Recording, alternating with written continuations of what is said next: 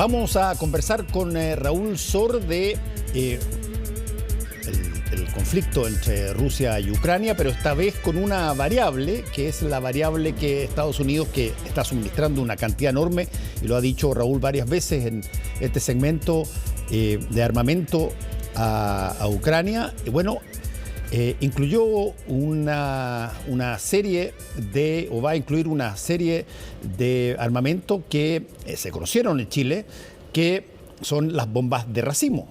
Y de eso vamos a conversar con Raúl. ¿Cómo estás, Raúl? Hola, Fernando. Sí,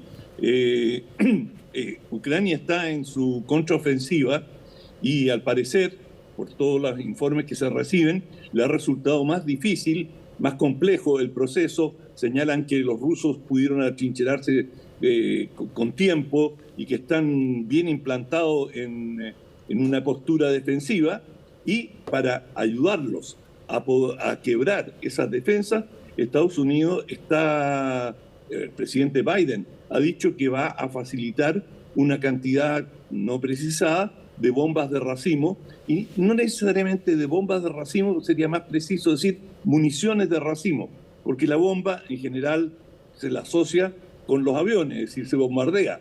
Pero dado que Ucrania no dispone en estos momentos de una fuerza aérea en forma, lo más probable es que la usen como munición de artillería de 155 milímetros, de la cual Ucrania tiene mucha, y en esa munición se pueden instalar, y esa es la característica de la bomba de racimo, para quienes no están familiarizados con ella. La bomba de racimo se caracteriza por contener una serie de submuniciones, de pequeñas, en inglés lo llaman bomblets, pequeñas bombitas, y que se abren en el aire y se esparcen en una determinada zona.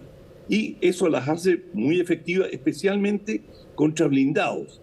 Pero también, justamente por esa característica de esto que se puede llamar bombardeo de área, quedan muchas de estas pequeñas bombas sin estallar. En promedio, se estima que un 40% de esta submunición no estalla. Estados Unidos dice que las suyas son mejores y que tienen un rendimiento mayor, pero independiente de eso, queda una cantidad de esta submunición esparcida en el terreno. Y esto presenta grandes peligros para la población, sobre todo en zonas rurales. Es decir, si por allí pasa un tractor, pasa cualquier vehículo, bueno, estas están diseñadas justamente para destruir vehículos de guerra y pueden estallar. Y también muchas veces ha pasado que niños ven estos objetos, no saben de qué se trata, tratan de desarmarlo y les estalla, de manera que tiene casi una situación similar a las minas antipersonales, y por lo mismo se las ha prohibido. Y desde el año 2008 hay una convención que ha sido firmada por un número creciente de países. Ahora ya son 123 los países que han dicho renunciamos a las bombas de racimo porque son contrarias al derecho humanitario. Y bueno, esta convención es respetada por la mayoría de los países, pero por supuesto ni Rusia, ni Estados Unidos, ni India, ni China han adherido a esta convención. Es decir, ninguno de los grandes poderes o de los grandes países ha querido sumarse. Algunos dicen, bueno, mientras no lo hagan los grandes o los más importantes, porque lo vamos a hacer nosotros.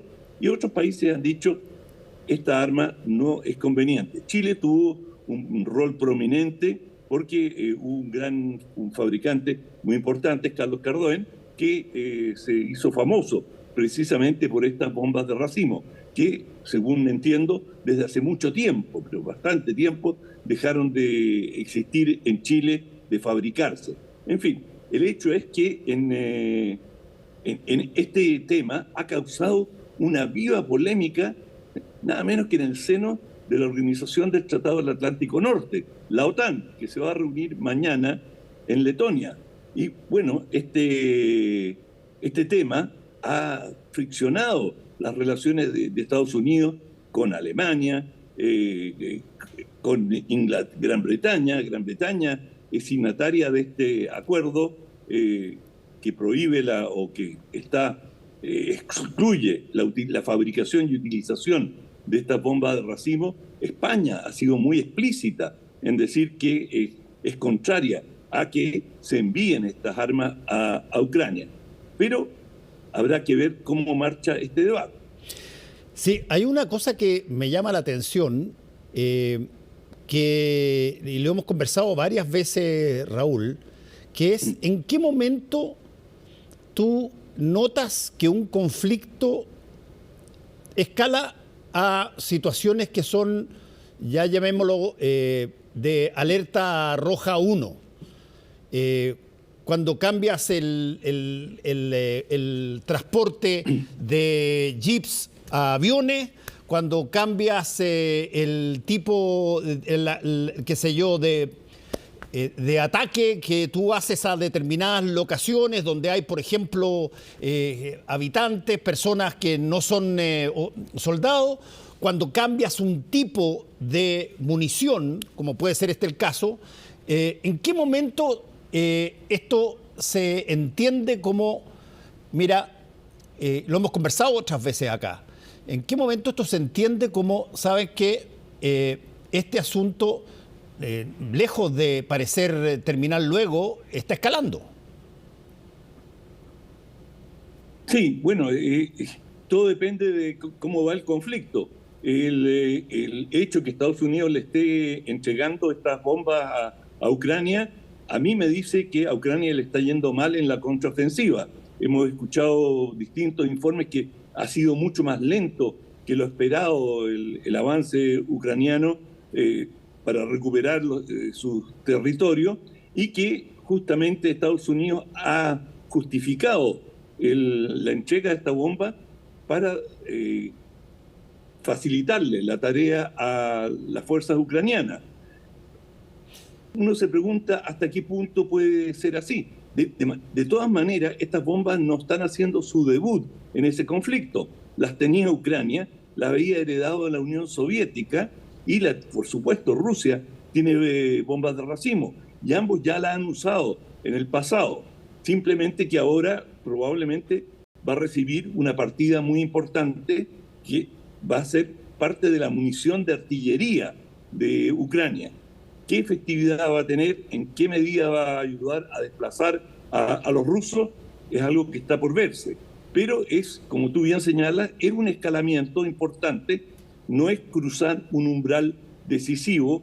Por ejemplo, cuando se comienzan en caso de las potencias nucleares, determinados movimientos de submarinos o el empleo de ciertos aviones que tienen capacidad de bombardeo nuclear, se pasa a un grado más elevado.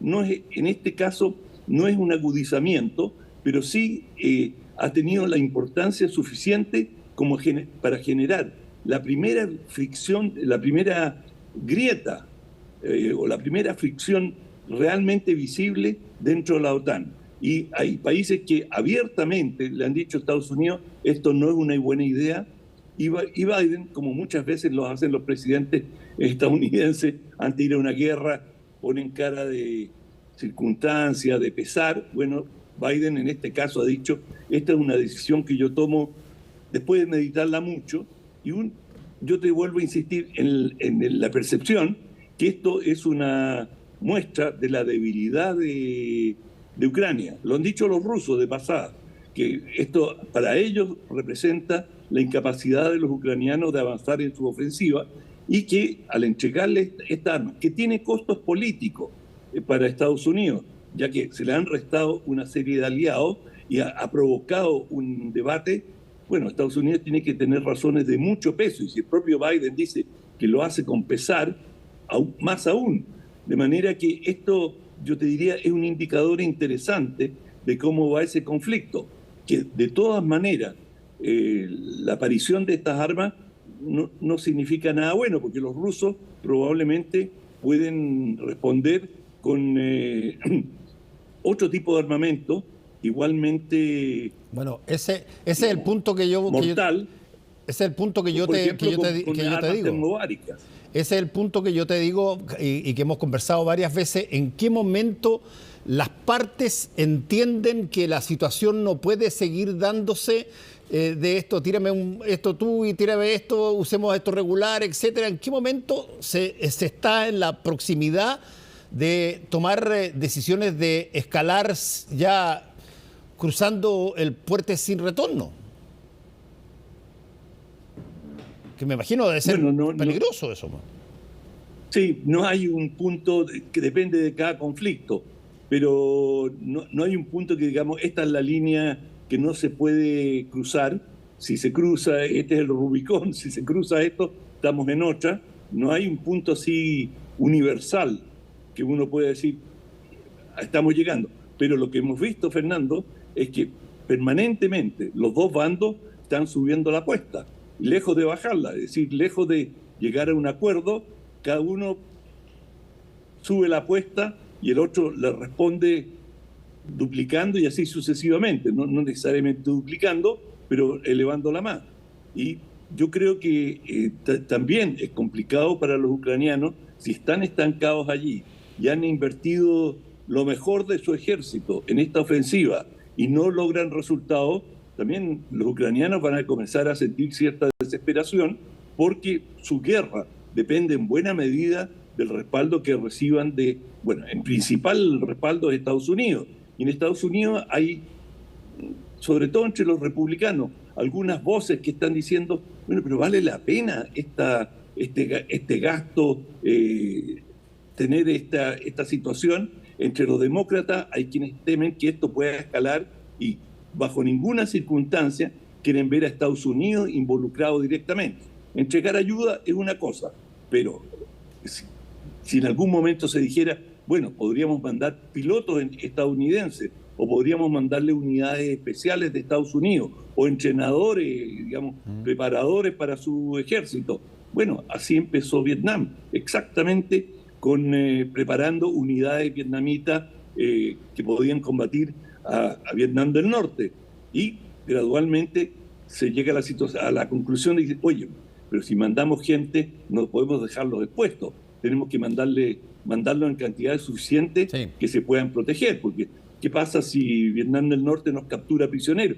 Y así van escalando. Yo te diría que un punto, si estamos hablando de escalamiento, es si en algún momento alguna nación miembro de la OTAN dijera, nosotros estamos dispuestos a enviar nuestra gente, aunque sean pequeñas unidades, a combatir en Ucrania, o que ni siquiera combatir, como fuerzas de respaldo en tareas logísticas. Eso ya implicaría un peldaño más arriba. Bueno, seguimos hablando de Rusia y Ucrania porque siguen los problemas y sigue el conflicto en Rusia y Ucrania, así que veremos cómo continúa todo esto. Gracias, Raúl, que te vaya bien. Chao.